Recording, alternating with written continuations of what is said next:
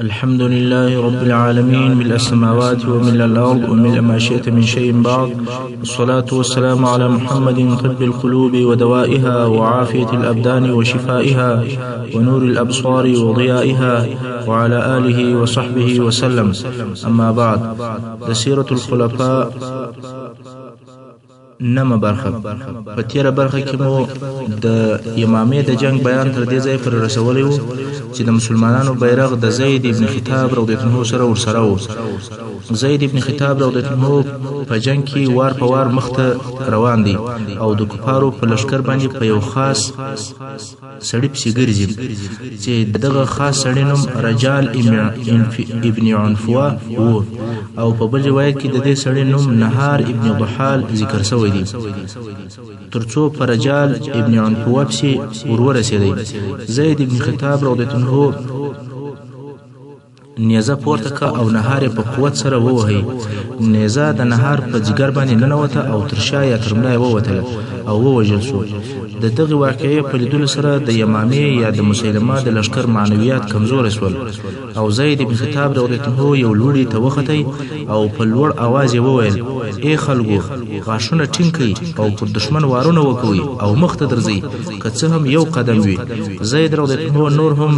پسې وویل: او زه په خپل والله تر هغو خبرې نه کوم چې الله جل جلاله کفارو ته ماتې ورنکړي یا زه د الله جل جلاله سره ملاقات نسم، بیا به زه خپل رب ته خپل دلیل ووایم. یعنی تر هغو خبرې نه کوم چې یا کفارو ته شکست ورنکو یا زه شهید نسم. او زید رضی الله عنه په دغه جنگ او معرکه کې هغه وخت شهید ووژل شو چې د مسلمانانو نصرت او بری ډیر نږدې شوی و. محترمو، څنګه چې زموږ په بحث کې زید ابن خطاب او رجال ابن عنفوه دوه مهم شخصیتونه دي،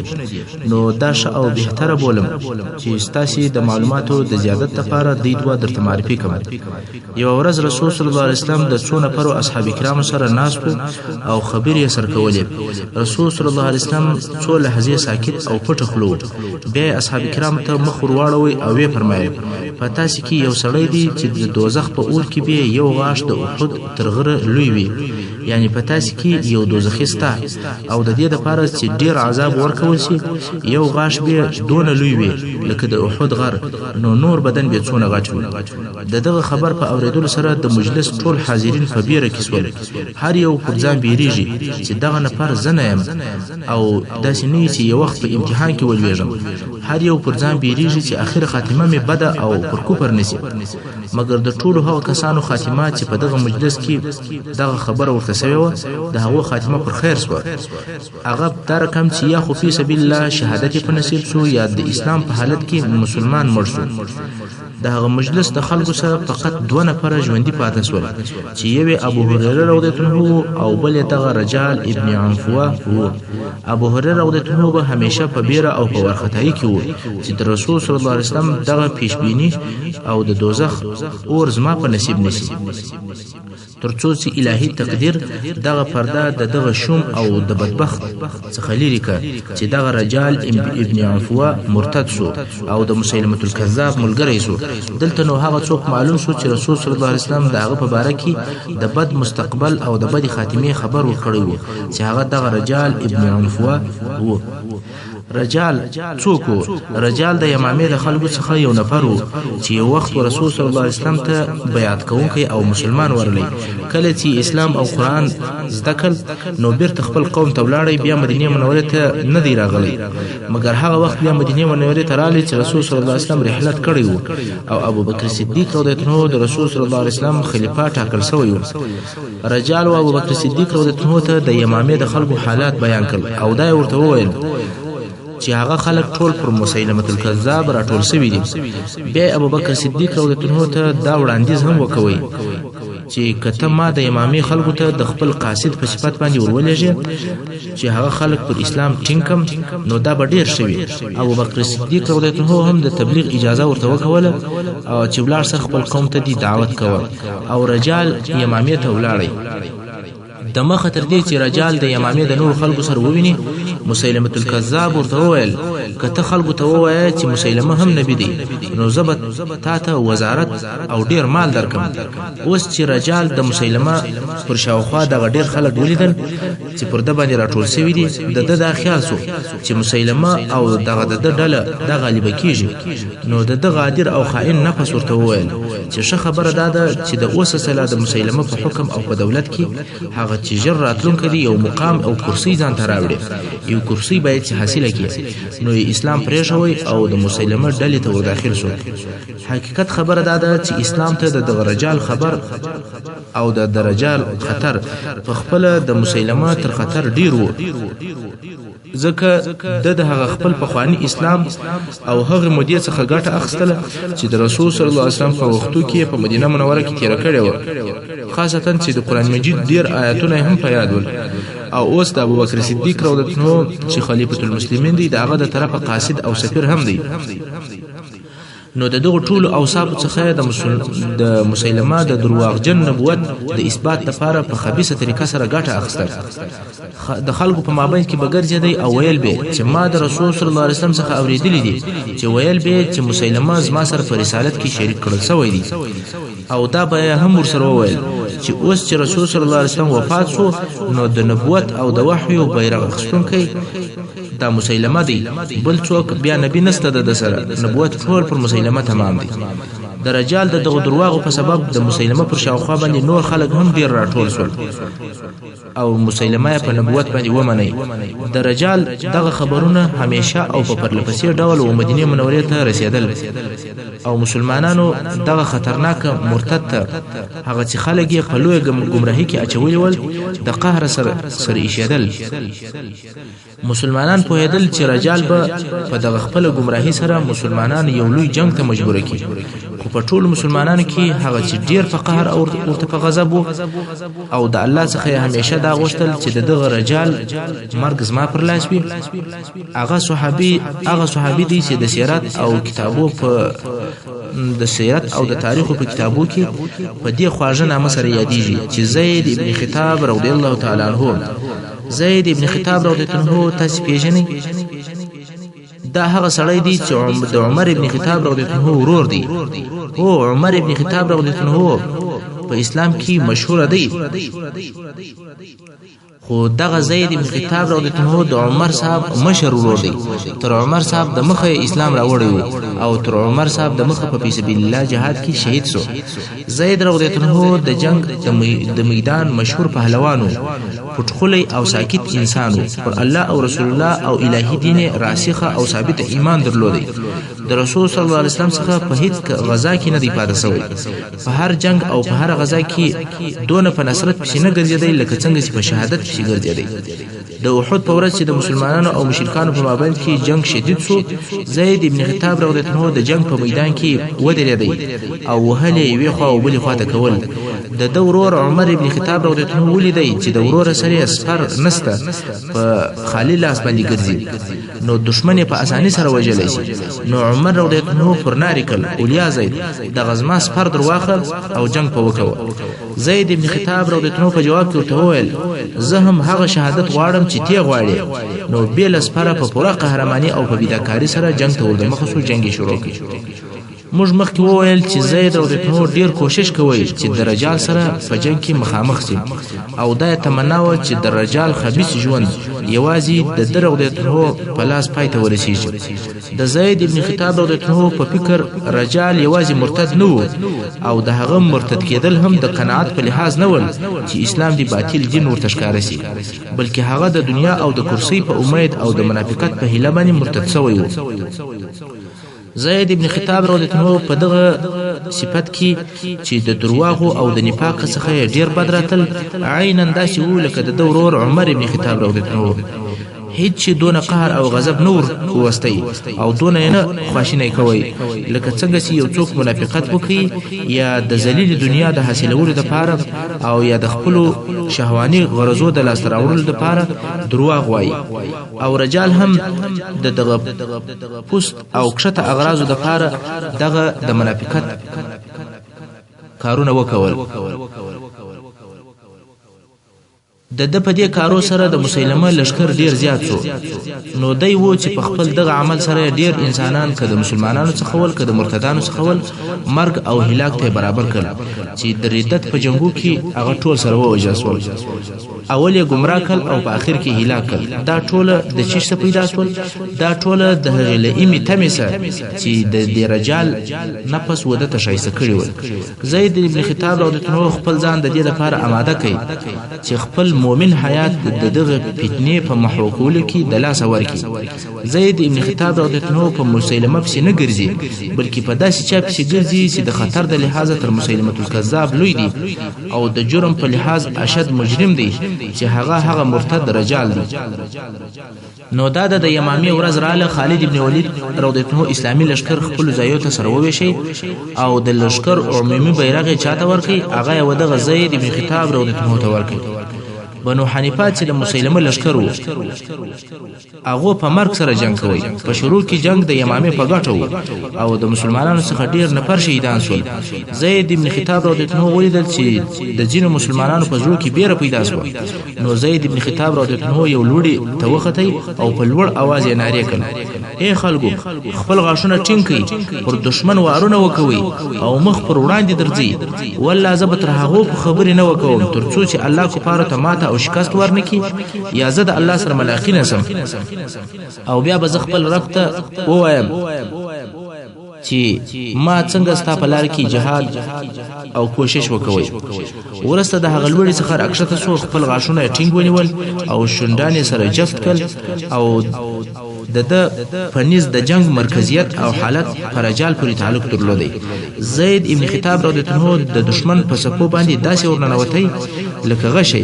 او پر رجال پسې ګرځي تر څو چې رجال یې ولیدي دلته نو کله د چپه طرفه پر راسي او کله د راسته طرفه پر راسي هر وخت چې به رجال د لشکر په جنگ کې په چپو کې ځین ورک شو زید ابن خطاب رضی الله عنه بیا په پسې شو چې بیا په جنگ کې رجال ولیدي او توره ورته برابر کړ مګر د لشکر څخه بیا رجال ځین ورک کړي زید رضی الله عنه بیا پسې ګرځي چې داسې نیوي چې د لاسه مې وځي څو په اخر کې تر غاړه ونیول او توره پر سر ورپورته کړ هغه سر باندې تور ورپورته کړ چې د غرور او د درواغ او د خباثت سره ډک سر او په نیزه یې داسې په نس کې ووهي چې تر شا یې نیزه ووتله د درواغجن او منافق رجال د وجلو په سبب باندې د مسیلمه او د هغه د جنگ قومندان چې محکم ابن طفیل د هغه ټولو په زړه کې بیره پیدا شو او د دوی په لشکر کې د رجال د وجل کېدو خبر داسې ژر نشر شو لکه د باد په ورځ چې اور نشر کیږي دا ځکه چې مسیلمه خپل لشکر ته د قطعي کامیابی په طریقه سره وعده ورکړی و او ورته ویلي ول چې سبب تاسو کامیاب کیږي او مسیلمه او رجال او محکم ابن طفیل به خپل دین بیان نشري او خپل دعوت او خپل مملکت په بیا جوړي خو اوس هغه دی رجال د زید رضی الله عنه پر لاس باندې ووژل شو نو د مسیلمة الکذاب دغه پیشبینی درواغ شو داسې معلومیږي چې سبب محکم هم ووژل شي او بل سبب مسیلمه هم ووژل شي په دغه قسم سره د زید بن خطاب رضی الله عنه ضربې او وارونه د مسیلمه د لشکر په صفو کې وار په وار تزلزل او ورختای پیدا کوي مګر کله چې د رجال د وژل کېدو خبر په مسلمانانو کې نشر شو د دوی عزم او همت د لوی غرو پر قسم باندې لوړ او ثابت شو هغه زخمیان چې پراتول د زخم په حالت کې خوشول بیا راپورته شول تورته ور حمله کړ هغه خپل زخمونه او دردونه هیر کړ حتی هغه کسان چې د مرګ په حالت کې ول د دوی د ژوند څخه بل څه نه پاتې بلکې یو څو ساوي او یو څو نه پاسه پاتول دغه د رجال د وجل کېدو خبر چې کله د دې غوږو ته ورسېدی لکه یو خوږ او شیرین خوب چې ویني نو دا یې خوښه وه چې دوی لږ قوت په بدن کې پیدا کړی وای بیا د جنگ دپاره ورراپورته سوي وای دغه د کامیابی منظر په خپل سترګو لیدلی وای مګر هیهات دا کله کېدلی شي ځکه دوی ته اوس د جنت دروازې د دوی د استقبال دپاره خلاصې سوي دي او دوی اوس د جنت د دروازو څخه دا اوري چې د خپلو نمو سره ورناري کېږي د رجال تر وژل کېدو وروسته زید ابن خطاب رضی الله عنه خپل لاسونه اسمان ته پورته کړل او خپل رب جل جلاله ته دعا وکوله او د خپل رب جل جلاله د نعمتو شکر ادا کړ بیا په هغه خپل پټه خوله سره خپل توري ته ور حمله کړ او په جنگ شروع وکول. په دې حال کې ولیدل چې جنگ د مسلمانانو په ګټه دی او د دوی حتمی نصرت او کامیابی را نږدې ده.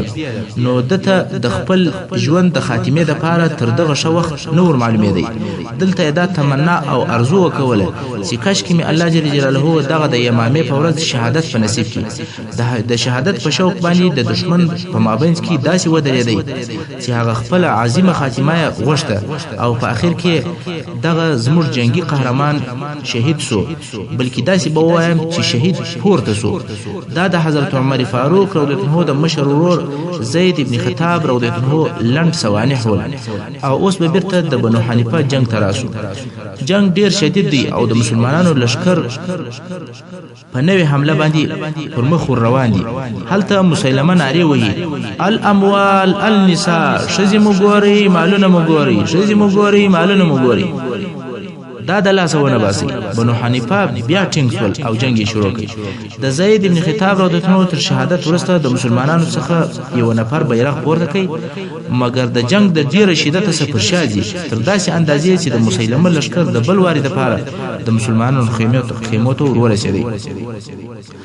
دلته مسلمانانو ناری شروع کړي یا للانصار یا للانصار، اے انصارو اے انصارو کومک. دلته بیا د مسلمانانو لشکر سره یو ځای سو، خاصتا انصار سره راټولېږي. یو د هغو کسانو سره چې دغه جنگ لیدلی دی او پکې حاضر شوی دی چې هغه عبدالله ابن عمر ابن خطاب رضی الله عنه دی. هغه وایي کله چې دغه نادا وسوه چې یا للانصار، یو د انصارو څخه چې د جنگ په شروع کې په چپه اوږه باندې په غشي وشتل شوی و، دغه چپه طرف یې ټول شل شوی و او بدن یې د حرکت ولیدلی و. هغه شل نفر چې دغه ناره واورېدل چې یا للانصار، توره یې راواخیسته. اوس غواړي چې دغه جنگ میدان ته ور داخل سي، خو تګ نشي کولی، حتی ولاړېدلی هم نشي. نو یې په څکېدلو باندې شروع وکوله او څکېږي. عبدالله ابن عمر رضی الله عنه وایي ما ورته وویل یا ابن اخي یې وراره ته څه کوې، ته نسې تللی؟ ده وویل هغه ناره کوونکی زما په نامه باندې نارې راوهي. ما ورته وویل چې هغه خو ستا نوم نه دی اخیستی، هغه خو یا للانصار وویل، انصار یادوي، ستا نوم خو نه دی اخیستی. ده وویل چې خو زه هم د انصارو څخه یم، باید چې د ده نه نارې جواب ووایم او د ده بلنه قبوله کړم که څه هم په څکېدو سره وي. او دغه سړی تر هغه وخته پورې ورڅکېدی د جنګ میدان ته چې څو شهید شو.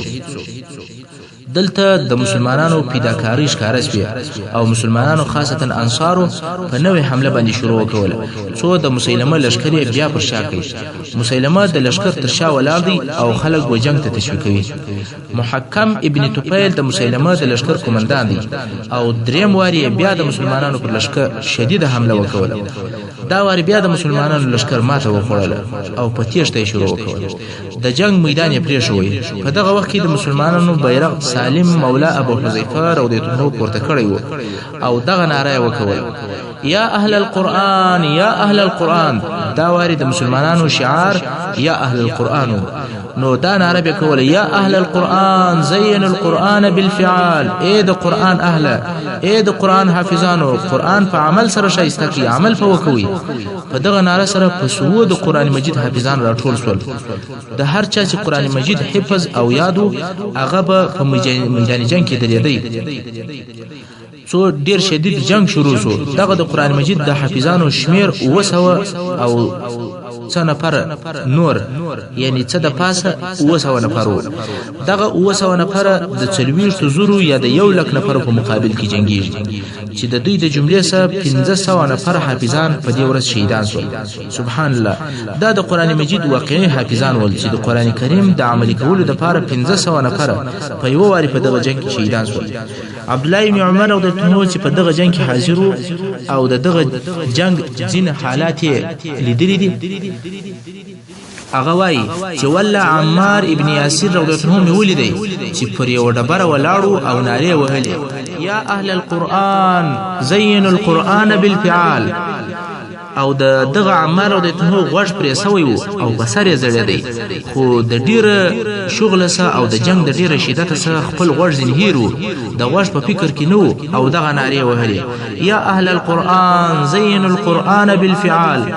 او دا رقم ثابت ابن قیس ابن شماس رضی الله عنه شدید جنگ کوي او کفار وجل